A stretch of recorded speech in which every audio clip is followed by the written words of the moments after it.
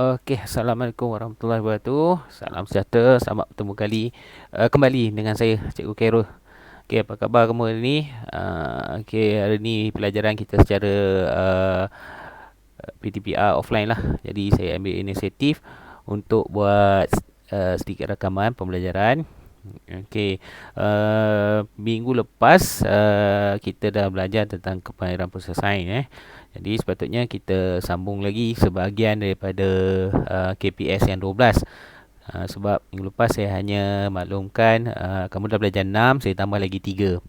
Tapi memandangkan pada tahun 2020 lalu, iaitu semasa kamu darjah 3, pembelajaran sains topik yang lalu, silibus yang lalu, ada sedikit yang tidak kuasai. Maksudnya ada yang silibus yang tak habis. Jadi kita buat pengulangan sikit yang kita sebut sebagai penjajaran. Kita akan belajar bermula daripada Januari ni mungkin sampai bulan Mac sebahagian topik daripada yang tahun 3 dulu. Tapi bukan semua hanya topik-topik yang hujung. 3 topik hari keempat macam tu tak silap saya. Jadi kita teruskanlah pembelajaran kita hari ni dengan topik yang kamu akan belajar ialah tentang asid dan alkali. Okey, kita tengok apa itu asid dan alkali. Okey, asid dan alkali merujuk kepada sifat kimia sesuatu bahan. Sifat kimia pada bahan menentukan sama ada sesuatu bahan tersebut asid, alkali ataupun neutral. Okey, di muka bumi kita ni ada macam-macam bahan yang ada, terutama sekali produk-produk makanan, buah-buahan, itu yang semula jadilah. Bahan yang diproses, contohnya macam sabun dan sebagainya tu. Okey, setiap bahan yang terhasil tu ataupun yang ada secara semula jadi tu, dia mempunyai sifat kimia di dalamnya. Sifat kimia ni kita determine ataupun kita tentukan sama ada ia berasid ataupun beralkali. Okey, okey tu di skrin kita ada bahan bersifat asid, alkali dan neutral. Sifat bahan boleh diuji menggunakan litmus. Okey, macam mana kita nak tahu sesuatu bahan tu ada sifat kimia ataupun ni mempunyai sifat kimia asid, alkali ataupun neutral? Kita menggunakan kertas litmus. Okey, kertas litmus ni dia adalah sejenis kertas yang bertindak balas terhadap sifat kimia tertentu sama ada ia asid ataupun alkali. Okey, kertas litmus ialah sejenis petunjuk yang akan berubah warna apabila diuji. Kertas litmus mempunyai dua warna, biru atau merah.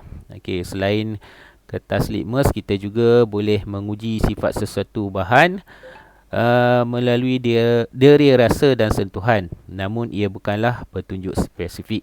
Maksudnya kita nak tentukan sifat kimia ni, lebih tepat kita guna kertas litmus lah. Ada juga kaedah-kaedah yang kita boleh guna, tapi ia tidak boleh digunakan. Kita nak ambil keputusan tu sebagai keputusan saintifik agak sukar. Sebab ia hanya menggunakan sama ada sentuhan ataupun kita rasa dengan lidah. Yang lebih tepat kita guna kertas litmus. Okey, siapa yang tak pernah tengok kertas litmus? Sebab macam tahun lepas kamu belajar pun sampai bulan Mac, kemudian kita bermula PKP 1, dan pada bulan 6 tu kita dah mula buka sekolah, tapi sebahagian pembelajaran kita tidak dapat dilaksanakan sepenuhnya. Maksudnya kita belajar bukan orang kata dalam keadaan macam biasa kamu boleh bergerak ke makmal. Jadi mungkin ada di antara kamu tak pernah tengok kertas litmus. Okey. Okey, ini kertas litmus. Gambar saya tunjuk tu, itu kertas litmus. Okey, kertas litmus ni dia hadir dalam satu macam strip tu. Okey. Strip dia berwarna biru dan warna merah. Okey, untuk kita nak uji dia tu kita ambil sehelai lah. Kita tarik sehelai, kita uji dengan bahan. Kita letak bahan tu, kita tengok perubahan yang berlaku. Okey, siapa tak pernah tengok kertas litmus kan? Saya dah tunjuk kertas litmus, tengok macam mana kertas litmus tu berfungsi. Okey, kita tengok video, ada video dia ni. Itu contoh kertas litmus tu dalam gambar tu. Okey, dua jenis kertas litmus. Bahan yang diuji bahan cecair lah, iaitu Satu alkali dan satu lagi asid.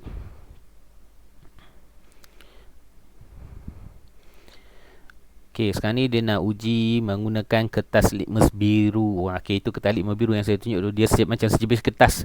Kita tanggalkan daripada strip tu. Okey, kita letak itu kita panggil petri dish. Okey.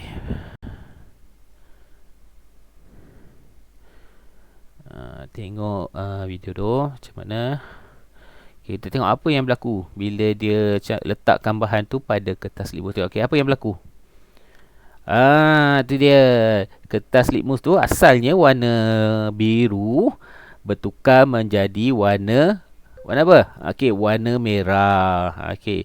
Jadi menunjukkan bahan tu bahan apa? Kalau kertas litmus warna biru, bila kena bahan dia jadi warna merah.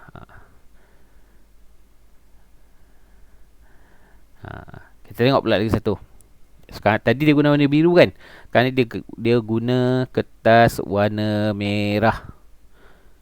Okey, tak ada perubahan, masih kekal warna merah. Yang tadi warna biru tukar warna merah, yang warna merah kekal, tak ada perubahan. Kita tengok pengujian yang seterusnya. Ini cara guna kertas litmus macam mana kita nak uji sifat bahan tu. Nampak? Apa berlaku? Memang bahan lagi satu. Yang warna merah tu dia bertukar menjadi warna biru. Jadi dia uji dengan kertas warna biru pula. Now we will see the action of alkali on blue litmus paper. Okey, tengok. Tak kena pula dia tak asid tu. Okey, nampak? Tiada perubahan warna pada kertas litmus yang warna biru pula. Jadi dua bahan yang dia tunjuk tu mempunyai sifat yang berbeza. Okey, conclusion yang dia bagi, asid dan blue litmus. Okey. Apa? Video ni agak cepat. Okey, tak apa, kita tengok dia punya penerangan lah supaya lebih mudah. Okey, itu contoh-contoh bahan yang berasid. Bila bahan berasid diuji, hanya kertas litmus biru berubah warna merah. Macam tadi. Jadi kamu dah tahu dah. Bahan yang mempunyai sifat asid ni, bila kita guna kertas litmus yang warna biru, bila dia kena bahan tu, dia akan bertukar warna merah. Dan kalau kita guna kertas litmus warna merah, dia akan apa? Dia tidak akan berubah. Jadi kebanyakan bahan berasid, sifat dia selain dia berasid, dia mempunyai rasa masam dan perit. Perit ni pedih lah. Ada orang kata, cikgu perit ni apa? Tak faham cikgu. Okey, pedih apabila disentuh. Contoh macam bahan berasid buah yang mempunyai sifat berasid ni ialah contohnya buah nanas. Lepas tu kita makan buah nanas, rasa masam. Selain buah nanas, buah limau. Buah limau, buah lemon, asam jawa, kan rasa masam kan, dan cuka. Jadi bahan-bahan tu dia bersifat asid. Dia asid dia tu taklah kuat sangat, tapi terasa bila kita minum, masamnya. Kita tengok seterusnya. Okey, manakala bahan beralkali ialah bahan beralkali apabila diuji, hanya kertas litmus merah pula dia terbalik. Litmus merah pula dia bertukar warna biru, yang biru tak bertukar warna. Jadi kena ingat ni, faham Kalau yang asid, kertas litmus biru tukar warna merah kekal. Bahan beralkali pula dia terbalik. Yang litmus merah dia tukar warna biru. Yang kertas litmus biru tidak berubah warna. Okey, kebanyakan bahan beralkali sifat dia berasa pahit dan licin apabila disentuh. Contohnya macam yang rasa pahit lah, air kopi, ubat-ubatan, air kapur sirih, air soda bikarbonat, telur putih, ubat gigi, air sabun. Bila sebut ubat gigi ni, dia bersifat alkali. Kenapa sifat alkali? Nanti saya akan terangkan. Selepas saya sebut pula, saya bagi tahu dulu apa itu yang dikatakan bahan yang mempunyai sifat kimia neutral. Apa itu neutral pula? Okey, apabila bahan neutral diuji, kedua-dua kertas litmus biru dan merah tidak berubah warna. Maksudnya diuji dua-dua. Diuji dua-dua. Dua-dua kertas litmus biru dan merah tu titiskan ataupun letakkan bahan tu pada kertas litmus, dua-dua tak berubah. Yang biru tak ada tukar warna, yang merah pun tak ada tukar warna. Jadi bila berlaku macam tu, menunjukkan bahan tersebut dia bersifat neutral. Jadi bahan neutral mempunyai pelbagai rasa seperti tawar, manis dan masin. Okey, bahan neutral berasa licin dan sedikit kesat apabila disentuh. Okey, contoh tu kamu boleh tengoklah dalam saya punya slide yang saya tunjuk tu. Okey, saya nak sebut tentang neutral tadi, berbalik kepada yang saya mention sebentar tadi, iaitu tentang ubat gigi tadi. Okey, ubat gigi dia bersifat alkali. Kenapa ubat gigi bersifat alkali? Okey, tubuh badan manusia, macam kita ni, macam saya ni, manusia ni, tubuh badan manusia bersifat asid. Bersifat asid. Okey, mulut kita. Okey, mulut kita mulut kita kita guna mulut untuk apa? Untuk bercakap, selain bercakap, makan. Okey, kita mengunyah makanan kita mengunyah makanan, makan. Okey, apa yang berlaku pada makanan yang kita kunyah tu? Okey, hancur pergi ke mana? Kita telah masuk perut. Okey, sekarang ni di bahagian mulut dulu. Okey, mulut kita ni dia bersifat berasid.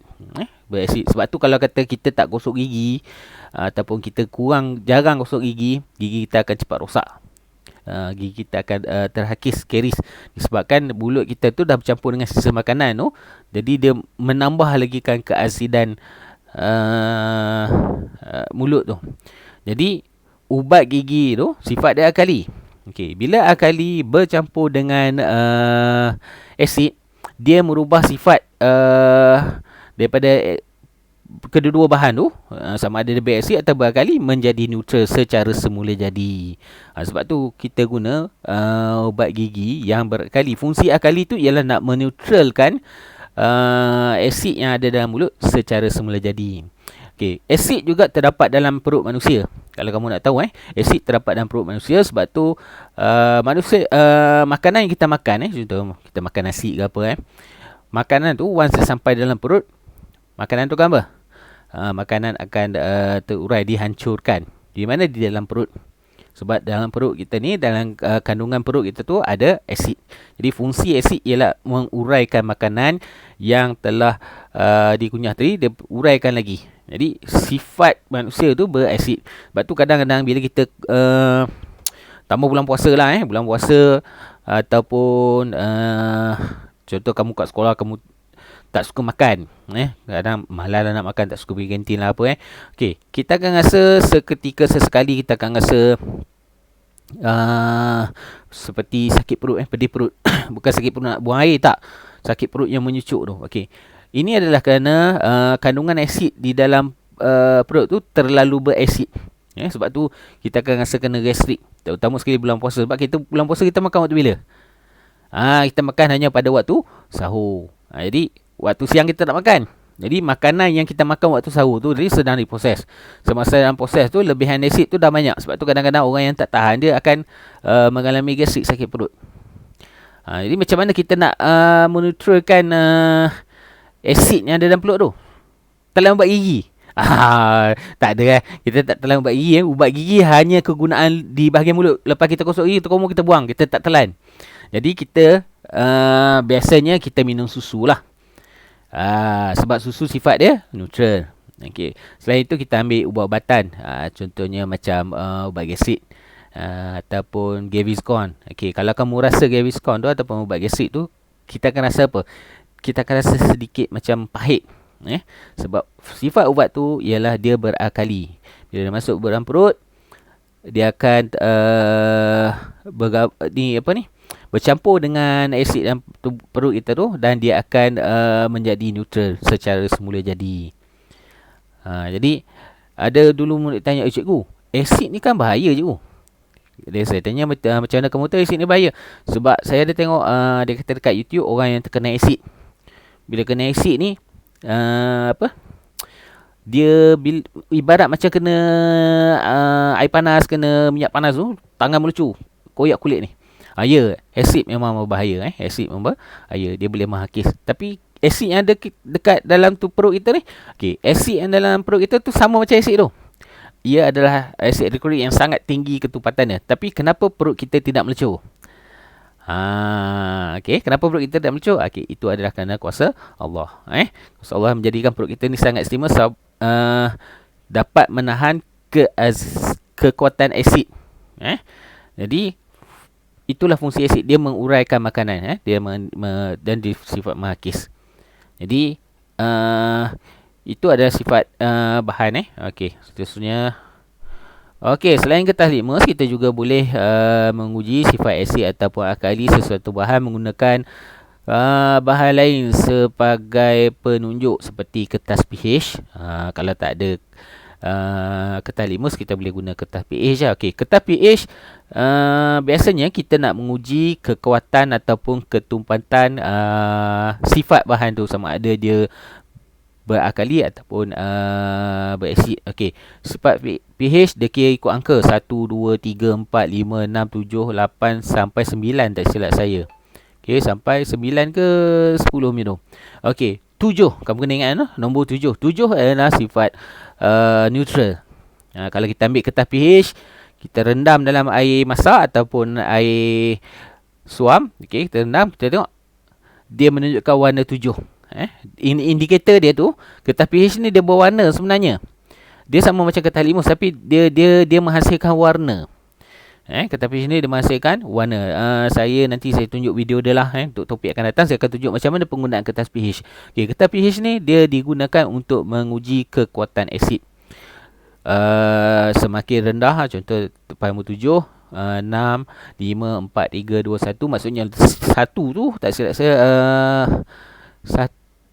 yang bawah 7 asid, yang atas sebelah 7 tak silap saya alkali bersifat. Okay, tak apa, nanti kamu kalau salah nanti saya akan betulkan balik. Saya kena rujuk nota saya tu, sebab dan nota yang saya bagi ni tak ada. Cuma saya nak bagi tahu macam mana kertas pH ni diguna pakai.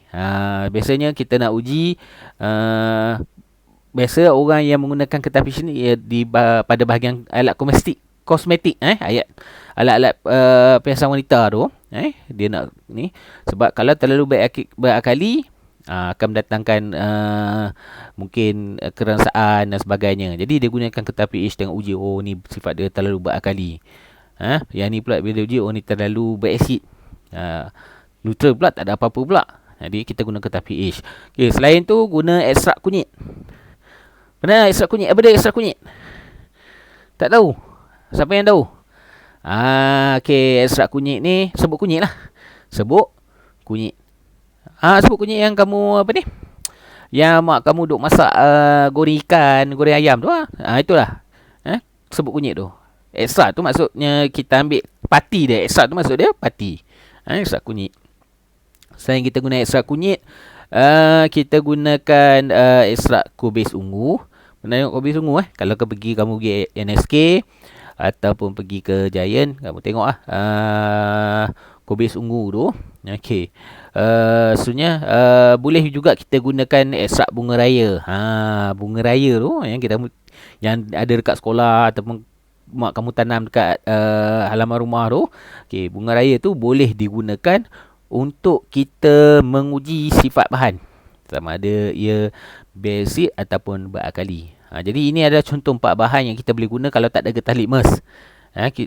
Dia walaupun bukan dari segi saintifik, tapi kita boleh dapat tahu macam mana penggunaan bahan ni nak tentukan sama ada bahan yang kita nak uji tu dia bersifat asid ataupun alkali ataupun neutral. Okey, bahan berasid dan beralkali banyak digunakan dalam bidang pertanian, perubatan dan pembuatan produk kegunaan isi rumah. Okey, tadi saya dah sebut bahan berasid dan beralkali ni hadir dalam keadaan semula jadi. Ada juga yang diproses, yang dikilangkan. Okey, kalau dalam bidang pertanian hasil pertanian tu, buah-buahan tu ada yang bersifat alkali ataupun bersifat asid. Ada juga yang kita uh, uh, contohnya macam kita nak buat fertilizer, bahan-bahan semula jadilah pun melibatkan penggunaan sifat bahan asid dan alkali. Contohnya perubatan. Perubatan, kebanyakan ubat-ubatan dia bersifat alkali tadi saya sebut, dan pembuatan produk kegunaan isi rumah. Tu tadi sebut tadi, sabun, selain sabun, cecair peluntur, ubat gigi, pencuci muka, syampu rambut dan sebagainya. Jangan pula kamu pergi rasa klorok tu pula tak. Jadi kamu dah tahu dah. Jadi sifat-sifat bahan ni dia bersifat alkali. So, biasanya bahan produk kegunaan isi rumah lah. Kita tengok video seterusnya. Okey, ini adalah untuk menguji macam mana kita nak uji menggunakan kobis ungu. Okay, kenapa video saya tak bergerak ni?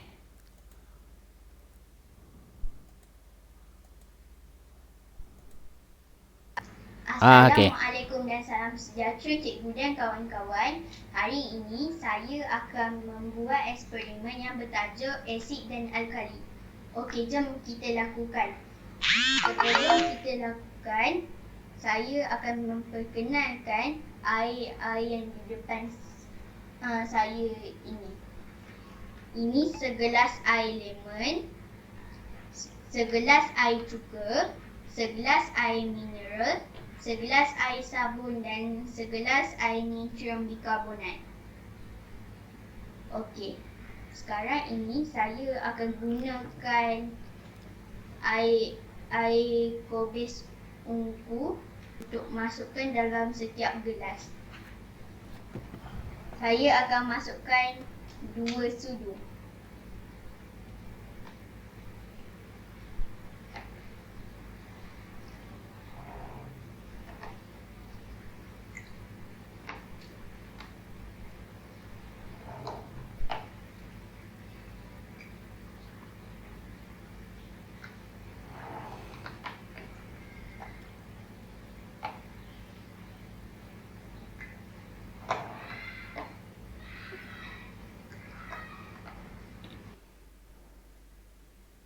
Video ni separuh jalan je. Okey, minta maaf, mungkin ada kesilapan teknikal. Okey, saya akan terangkan lah. Okey, kamu perhatikan seketika tadi masa dia adik tu masukkan air ekstrak kubis ungu tu, mula-mula dalam cecair cuka, tak silap saya. Okey, bila masuk cecair cuka tu, dia berubah warna pink. Kemudian sebelah cecair cuka tu, Assalamualaikum dan salam sejahtera cikgu dan kawan-kawan. Hari ini video ni dia ada masalah teknikal. Okey, tak apa. Nanti saya akan share video penuh. Mungkin saya hantar melalui WhatsApp ke ibu bapa kamu boleh tengok bersama dengan video saya ni lah. Okey. Ini adalah intipati yang kita belajar ini. Sifat bahan beralkali. Boleh menggunakan. Okey, tak apa. Nanti saya bagi nota lah untuk lebih mengukuhkan kefahaman kamu. Okey, itu saja tentang asid dan alkali. Okey, ini pengenalan ringkas lah sebab saya akan bagi sedikit latihan. Jadi nanti kamu tak tanya-tanya pula apa pun yang cikgu ajar ni. Cikgu tak ajar, cikgu dah bagi latihan kan. Jadi rasa macam tak kena lah. Jadi kalau kata kurang fahaman, boleh ulang balik video saya ni secara ringkas lah. Nanti kalau kata pertemuan secara bersemuka Google Meet, boleh bertanya dengan saya lebih lanjut. Kalau ada persoalan yang bermain di minda kamu sekarang, okey, buat catatan, nanti kita akan bincang. Okey, itu sahaja daripada saya. Sekiranya ada kesilapan teknikal ataupun terkasar bahasa, saya mohon maaf. Okey, sampai berjumpa di kelas akan datang. Kalau ikut jadual ni, kelas kamu kita akan jumpa hari Khamis. Okey, itu saja. Okey, Assalamualaikum warahmatullahi wabarakatuh. Okey, sampai jumpa lagi. Okey, bye. Okey, Assalamualaikum.